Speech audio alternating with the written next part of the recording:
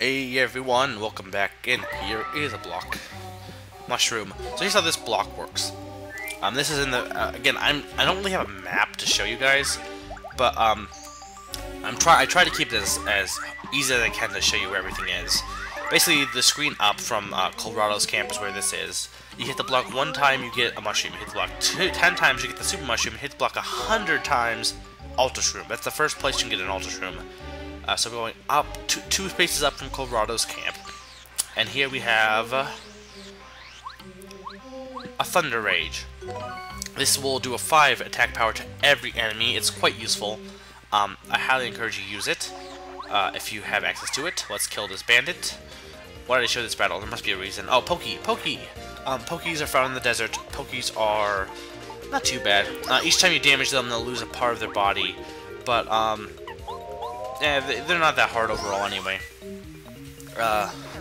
However, you can't jump on top of them until you get a certain badge, which we'll be getting in this chapter. So just use a hammer. Cooper is definitely good for taking out Pokeys. I think Bombette could... She can't use her body slam. Her bomb is pretty useful move. And right here is a triangle of trees. I will be showing where this is. You get runaway pay, which will allow you to get star points even if you run. This is one space up from the Nomita Mouse, which is if you continue going right from where Colorado's camp is, you'll eventually come to him. So just go one space up from that. The Nomata Mouse or something. I know I kind of cut, because I had done a bunch of randomly wandering around the top. I didn't want to show all that. Here, one space down from Nomata Mouse and one space over, you'll get the stopwatch, which you have to use Cooper for. It paralyzes all enemies, that basically freezes them. I don't really use it. Right there is a badge on top of a mountain. To get that, you have to go down one screen from where the badge was, and then to left, and then go into this tweezer. The tweezers will allow you to be warps. They'll warp you one space up and one space over, so that will allow you to get the spin attack badge. This is the attack FXC. How you get this is from the first screen, go all the way down and then one over, and that's what this is. It's one over from Colorado's camp, basically. That's like the good middle point. Go all the way down from Colorado's camp and one space to the right. So that's basically all the badges. There's a few other items, but that's all the important stuff. And besides one other thing, which I'm getting now, right here, coins. Well, and Dry Dye Ruins itself, but we won't be getting that until we get it. So, let's see. Right here is the Oasis. This is where we need to go, and our first super block is found here. This will allow us to power. The first partner I'm going to be powering up is Bombette. I didn't really even take advantage of her, but Bombette is her power. I think it's Power Bomb. It allows you to attack all enemies. It's quite with her bombs. It's quite useful. I'll be showing that off really quickly right now. Let's do a page turn, or no, more like a screen flip. So here's Power Bomb using on all these bandits. Boom, and they're all dead. 6 damage to every enemy. It's quite useful. It's quite a useful move. So I encourage you. That's usually the first one I do. The next one I'll be doing is probably Goombario, because his move is actually quite useful, like much more than like Goombella's move is. Goombario is much better than Goombella in my opinion. Definitely, you want to make sure you grab a lemon. You have to grab a lemon if you want. I think you have to. I think it's actually you have to. It's like a necessary thing in order to complete the game. But definitely grab a lemon, and we have Dry Outpost, which is the desert town. Has awesome music.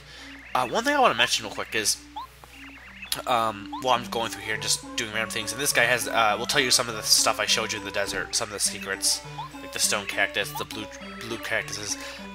I didn't even use all those landmarks, I just knew where everything was. But, you know, like movie people, like, when you compose a song to a scene to a movie, they have the action. They're composing it to like the actions and the movements of like how the scene is gonna play out.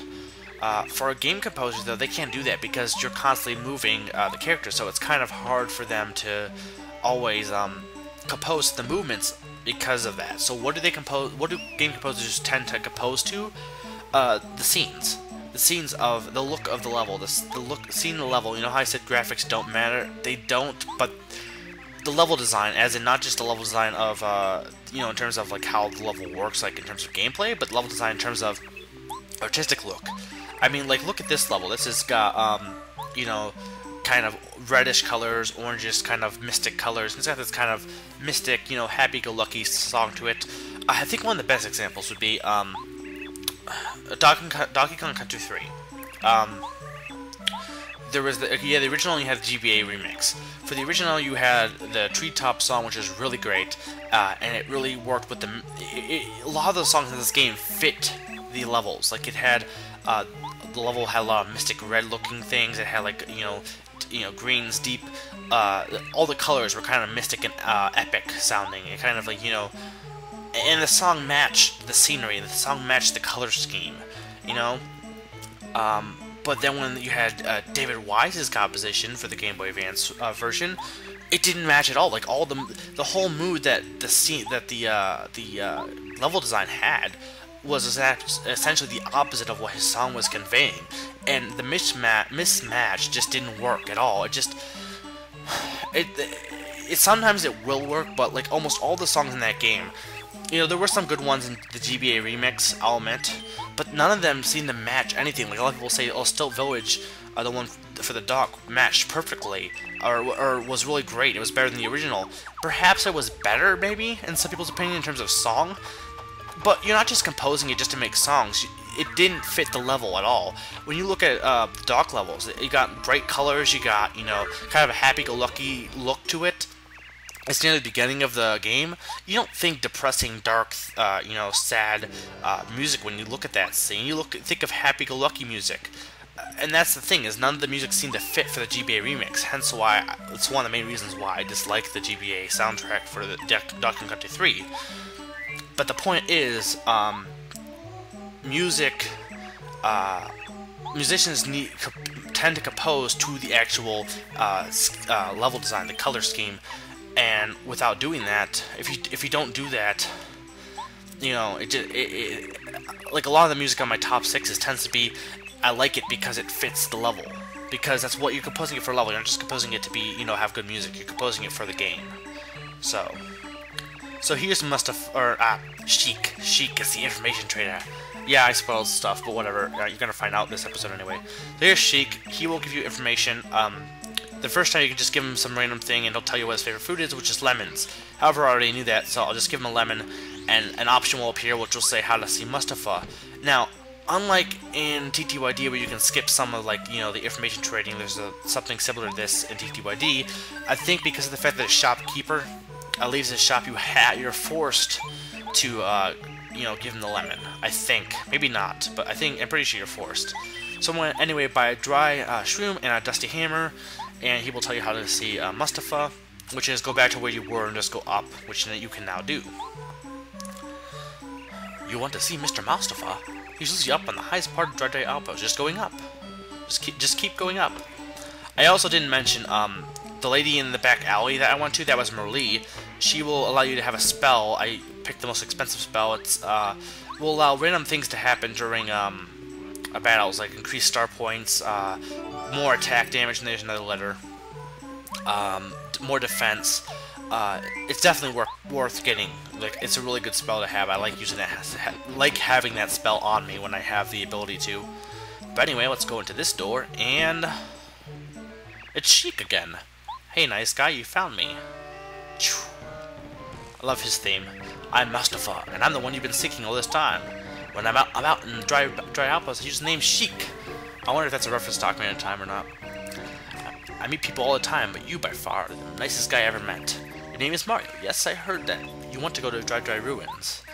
I have a feeling you are on an important journey, so I will tell you the secret. Dry Ruins is a very important place. My ancestors have watched over it for many generations. If I do not keep evil folk out, who will? You must promise me that you will not tell no one the secret. I'll give you this. This pulse stone will tell you where it is, but also, more importantly, will allow you to access it.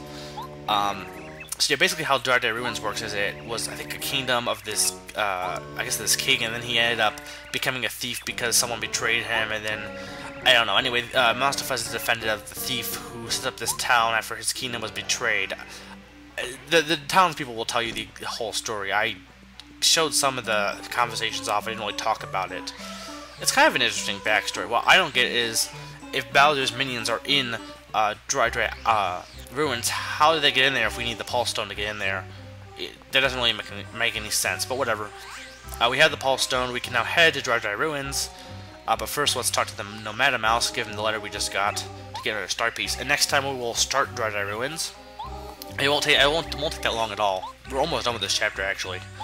So, this has been Mega Freak 400, reminding you that deserts are hot. Typically. Well, no, technically, you know, Antarctica isn't typically a desert because it's dry, and yeah, even though it's cold. Bye.